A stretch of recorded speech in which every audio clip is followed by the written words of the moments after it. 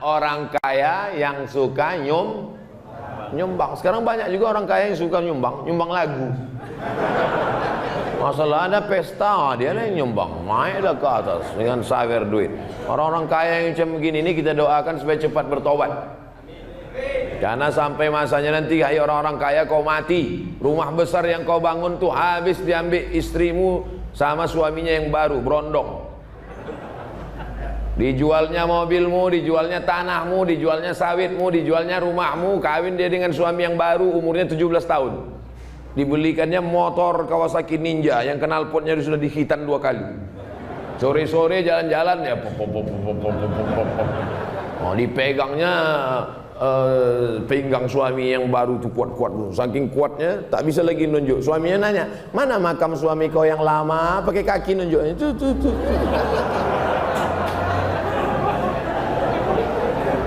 Semua akan tinggal, harta benda tinggal, semuanya tidak dibawa mati. Tapi apa yang dibawa mati? Nih, tanah tapak masjid Paya Pasir nih. Siapa yang mewakafkan tanah tapak masjid Paya Pasir nih? Inilah orang yang paling beruntung. Betul?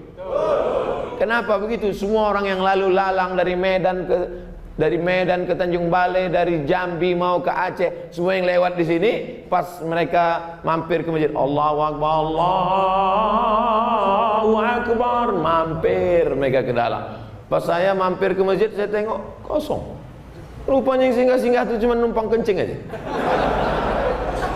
Maka tulislah di situ baliho buat sholatlah berjamaah, jangan ke masjid cuma numpang kencing, guys.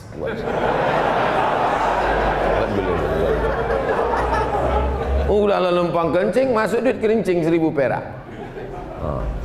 Itu besar tulisan dulu. Jangan buang sampah sembarangan.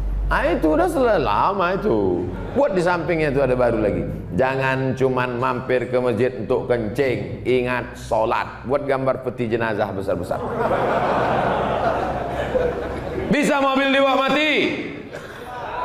Bisa. Mobil yang mana? Datang kemari, serahkan ke pengurus masjid. Pak, mobil ini kuwakafkan ke masjid untuk ambulan membawa jenazah. Karena jamaah tak sanggup lagi mikul. Banyak yang mati ini gemuk-gemuk. Yang gemuk jangan tersinggung. Kita bicara menurut medis. Yang paling banyak sakit orang gemuk apa orang kurus? Bukan saya yang bilang, jamaah bilang. Sumber segala penyakit al-ma'idatu baitu kulli da. Sumber dari penyakit adalah lambung. Ma'akal tafa'afnaita, yang kau makan busuk. Kalau sudah busuk menimbulkan bakteri penyakit. Ustadz makan banyak. Tengok sendirilah. Saya ini kalau diundang jamaah, makan sini, makan sini, makan sini, makan sini, makan. Saya cicip-cicip aja sedikit. Banyak jamaah itu ikut-ikut pula saya. Dia ambilnya, saya tengok nasi sikit. Kenapa kau ambil sikit? Ustadz sikit. Aku sikit. Ini udah yang ketiga kali udah. Bapak Ibu yang dimuliakan Allah SWT. Kulu. Makanlah, silakan makan. Wasrabu. Minumlah, silakan minum. Wala tusrifu. Jangan berlebih. Makan itu untuk menegakkan tulang belakang. Asal udah tegak belakang, selesai. Makanya kalau ada bapak ibu nanti yang sarapan banyak, betul ditanya sama bininya, "Bang, kata Ustaz Somad tadi kan makan jangan banyak-banyak." Adinda, abang kalau tak sebanyak ini tak tegak tulang belakang. Ini hanya untuk menegakkan tulang belakang aja nih. Apa maknanya? Yang kau makan busuk, yang kau pakai lapuk.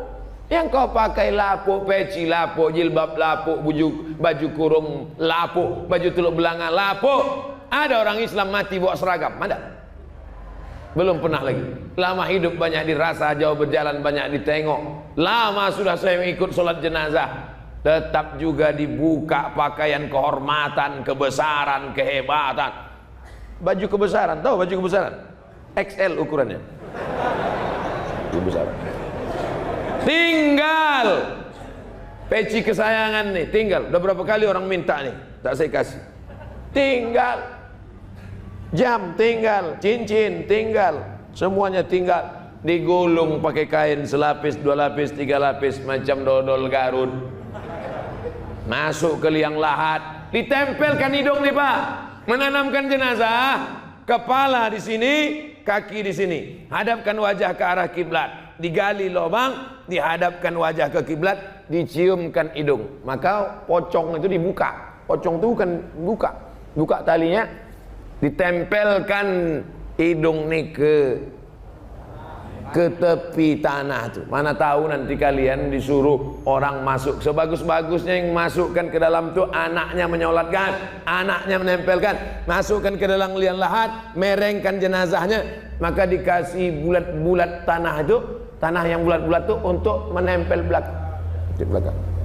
Bukan bantal. Kalian pikir walaupun bantal mahal-mahal di rumah, waktu mati nanti yang menempel pundak kita tuh, yang mengganjal di bawah kita itu bantal, tanah Pak, tanah. Supaya Pak, supaya tak tumbang jenazah. Begitu ditempelkan, jatuh, pecah pula tanah tuh. Berat kali dia 120 kilo. Ditempelkan. Dulu kau menyiksa cacing. Dulu kau menyiksa cacing, asal hari Ahad mau mancing, gali tanah ambil cacing, mau nangis cacing itu dicucuknya begitu. Udahlah mati cacing tuh, sekaratul maut, meregang nyawa, di ludahnya pula lagi. Kejam kali itu. Apa kata cucu-cucu cacing? Atukku dulu kau cucuk, tengoklah kau nanti, tengoklah. Mendiang atuk kami dulu kau cucuk-cucuk kan gitu deh. Begitu masuk kalian ke liang lahat, cacing-cacing ini, cacing memang tak berkaki Pak. Pernah menengok cacing berkaki? Kalau cacing udah berkaki, itu namanya dragon, ular naga.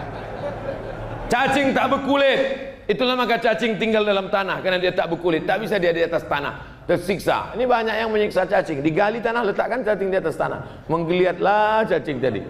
Cacing tak berkaki, cacing tak berkulit, cacing tak bertelinga, tapi hidung cacing paling tajam. Kata Imam Al-Jahis, peneliti binatang, cacing yang paling tajam hidungnya, binatang paling tajam hidungnya adalah cacing. Cacing sama anjing lebih tajam hidung cacing. Kenapa Pak polisi tak memakai cacing di airport? Untuk mencium narkoba. Macam mana cacing mengejar pakai anjing, karena anjing berkaki itu maka dipakai. Tapi kalau cerita masalah hidung, lebih tajam lagi di hidung cacing. Cacing bisa mencium jarak 1 kilometer. Saya turun di airport, semua penumpang jangan bergerak, berdiri. Datang Pak polisi bawa anjing herder, bawa anjing keliling, diperiksa cacing, diperiksa. Saya paling khawatir jangan-jangan ada pula menyelipkan narkoba di sebelah.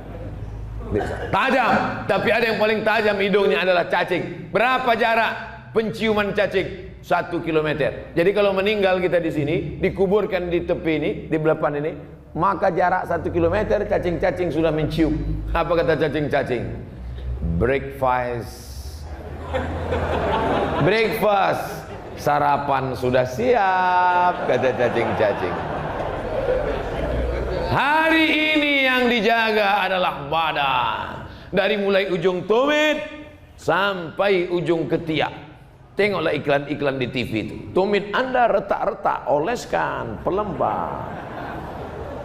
Dari ujung rambut Anda berketombe, siramkan sampo. Begitu mandi turun salju-salju dari atas.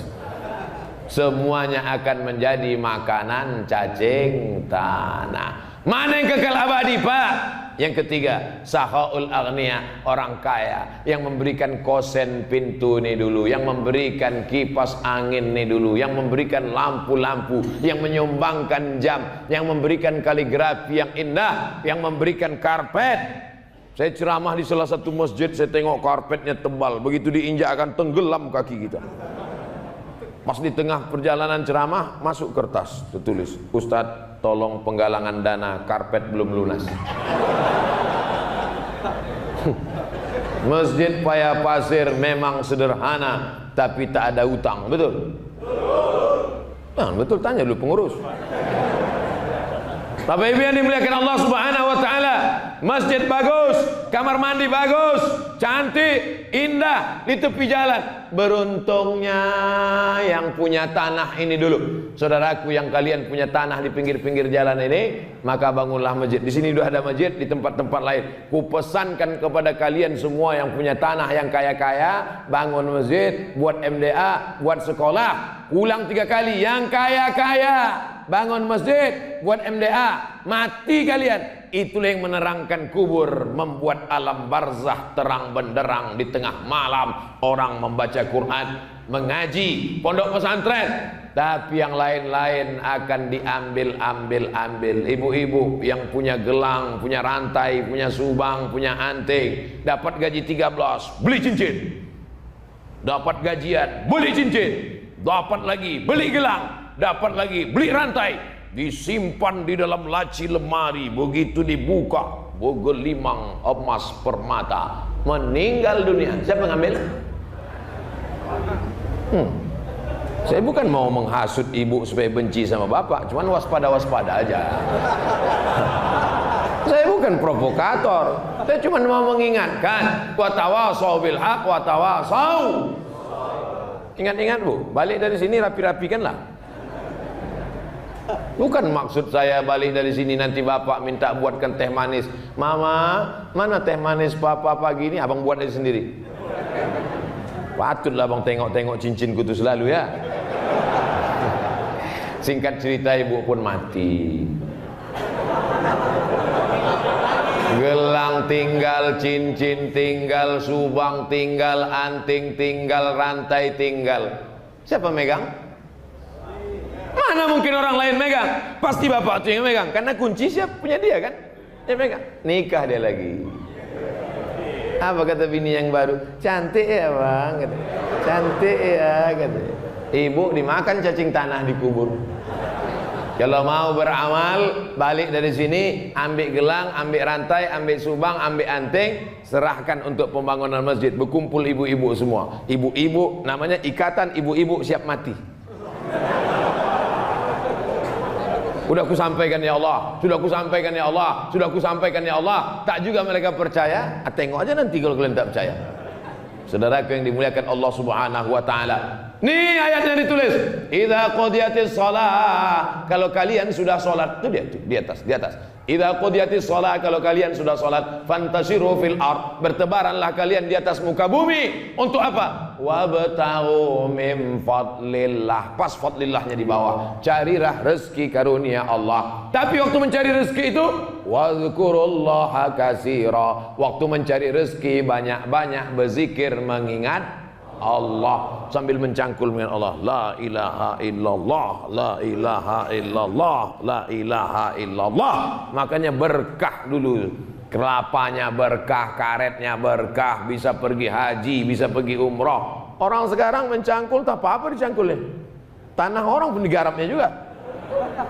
Siapa yang menggeser sempadan tanah? Qaidah shibrin, sejengkal. Itu tanah orang, ini tanahku. Sudah diukur BPN, Pak Kades, Pak Kadus, Pak RT, Pak RW. Sudah diukur. Pas tengah-tengah malam ditengoknya tak ada orang, digesernya sempadan tanah. Pak polisi tak tahu. BPN tak tahu. Geser sempadan tanah. Sejengkal kau geser. Tuwiqa, dililitkan di lehermu 7 lapis tanah ke bawah melilit leher.